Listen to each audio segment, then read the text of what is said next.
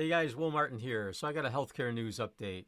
So healthcare seems to be poised to make a return to the forefront of politics after being eclipsed by other things recently, like the border crisis and crime. According to the LA Times, President Biden is supposedly positioning himself to be the defender of America's health coverage. First of all, guys, many of these articles want us to believe the Republicans want this and the Democrats want that. I think it's just political theater to keep us amused and distracted. I don't believe that there's really such a thing as Republicans and Democrats. Some politicians do stay true to their principles, and I think they're the outliers. But most politicians, whether they call themselves Republicans or Democrats, they're all on the same side. So I just call them the political class. There's the political class, and then there's us. But anyway, they want us to stay divided on issues when all along they're really on the same side. I just don't really fall for it anymore. Anyway, I do believe that somehow altering Medicare for the worst is a very dangerous thing to do right now, since there's a ton of baby boomers like me getting ready to join the Medicare ranks in the next 5 years. And yes, we still do vote. So President Biden's plan to secure Medicare for the future is to tax those earning more than $400,000 a year. They say ask the wealthiest to pay a little more to ensure that this program is around for at least 25 more years for our seniors who will need it. Now, this is where the skepticism kicks in. I probably will never earn anywhere near $400,000 a year. I know that for a fact, and I know that probably many of you most likely don't either. But don't believe for a second that somehow we won't be paying for whatever they have in store for securing Medicare. Here's a few key pieces of information that you probably should know. Medicare Part A covers hospital bills. It's financed by your payroll tax, which goes into a trust fund.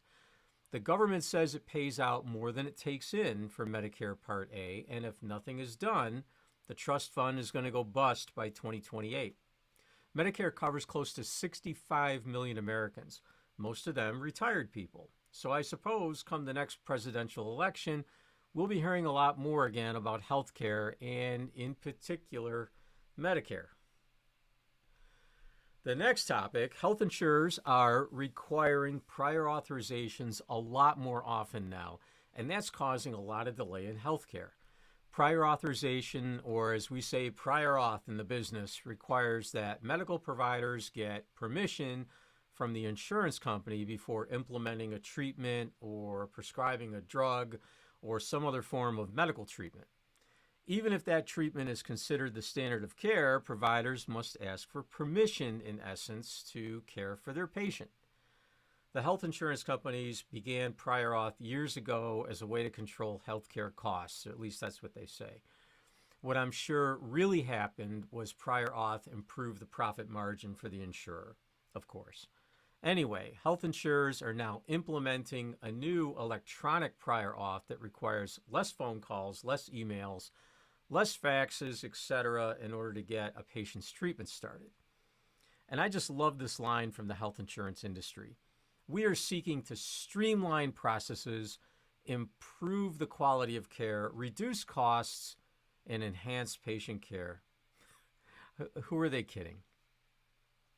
Topic number 3, junior doctors across England went on strike today demanding better pay. This kicks off a planned 3 days of widespread disruption across the UK's state-funded hospitals and health clinics. Junior doctors make up about 45% of all doctors in the National Health Service. This means thousands of operations and appointments are going to be canceled, and that senior doctors and other healthcare providers will have to pick up the slack. The claim is that junior doctors earn an average of $17 an hour.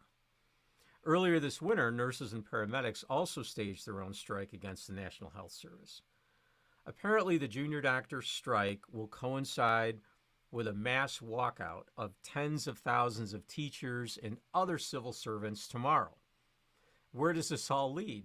So let me know your thoughts in the comments. And finally, nurses getting hit with hefty bills for leaving their jobs early. Many nurses sign contracts that require them to pay back the hospital for their training. Some contracts may last for 2 years, and if the nurse decides to leave before the contract is satisfied, guess what? You have to cough up money to the hospital. This is really strange stuff, and it's coming from NBC News, so I assume it's credible, right? Because we all believe NBC News.